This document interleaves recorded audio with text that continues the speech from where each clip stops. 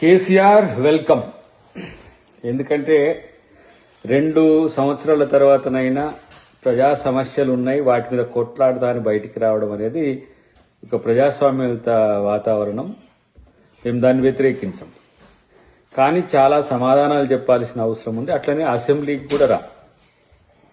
మీ party సర్వం సంకనాక ముందే బయటికి రావడాన్ని మేము ఆహ్వానిస్తూనే ఈరోజు ఎన్ని రకాల సమస్యలకు మీరు మీ పార్టీ కారణమైందో కూడా ప్రజల ముందు సమాధానం చెప్పాల్సిన అవసరం ఉంది. దాని కొరకే నేను రమ్మనేది.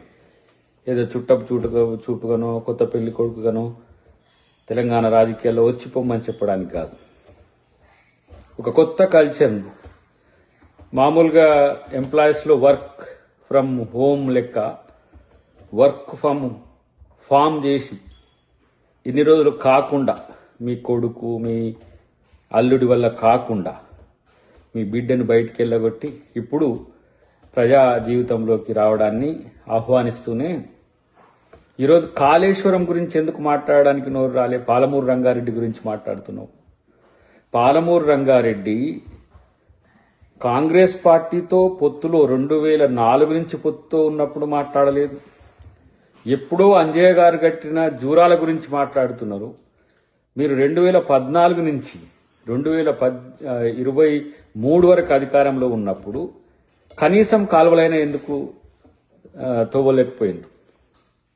ఇలా పాలమూరు రంగారెడ్డి గురించి చర్చ పెట్టే ముందు కల్వకుర్తి లిఫ్ట్ ఇరిగేషన్ అనేది ఆల్మోస్ట్ ఆల్ కంప్లీట్ అయిన దాన్ని కంప్లీట్ చేయకుండా పెట్టినరో మీరు ఇలా చెప్పాల్సిన అవసరం ఉంది. దీంట్లో వెనుక మర్మం ఒకే ఒకటి, మళ్ళీ తెలంగాణ ఆంధ్ర మధ్యన జలజగడాలు లేపడం ద్వారా, తెలంగాణ సెంటిమెంట్ను రగిల్చడం ద్వారా రాజకీయ లబ్ధి పొందాలని ఒకే ఒక వ్యూహం దీంట్లో కనబడుతున్నది. ఇది సామాన్యులకు కూడా తెలుస్తుంది. అదే గనక తెలంగాణ భవిష్యత్తే నీకు ముఖ్యమై ఉంటే తెలంగాణలో ఉన్న ఇతర అంశాలన్నింటినీ తెర మీదకి తీసుకొచ్చి వాటి మీద చర్చ పెట్టాల్సిన అవసరం ఉండే. మా ముఖ్యమంత్రి గారు అంటుండ్రు కదా, ఇప్పుడు మీరు వస్తా అంటే చర్చ మీడియాలోనో లేకపోతే ప్రెస్ మీట్లలోనో ఎందుకు, అసెంబ్లీలో పెట్టుకుందాం. ఎవరు ఆ రోజు 60% ఆంధ్రాకు 40% తెలంగాణకు రావాలని అగ్రిమెంట్ చేసిండ్రో, ఎవరు బనకచెర్ల ప్రాజెక్టుకు సంబంధించి మౌనం వహించిండ్రో, ఎవరు గోదావరి జలాల హక్కులు కోల్పోవడానికి కారణమైందో అవన్నిటి కూడా చర్చ పెడదాం. కాబట్టి ఏదో బయటకు వచ్చినాం కదా, మనం మాట్లాడిందంతా కూడా నిజమని నమ్మే పరిస్థితి ప్రజల్లో ఉంటుందని మీరు అనుకుంటే మీ భ్రమనే.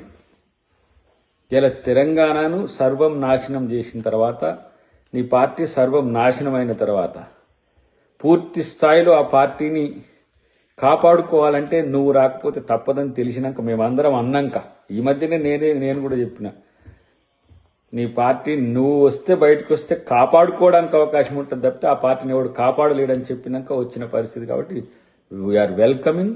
ఎట్ ద సేమ్ టైం ఒక ప్రజాస్వామ్యయుత వాతావరణంలో ప్రతిపక్ష నాయకునిగా నీ పాత్రను సమర్థవంతంగా పోషించడానికి ప్రయత్నం చేస్తే మంచిదని చెప్పి తెలియజేస్తుంది.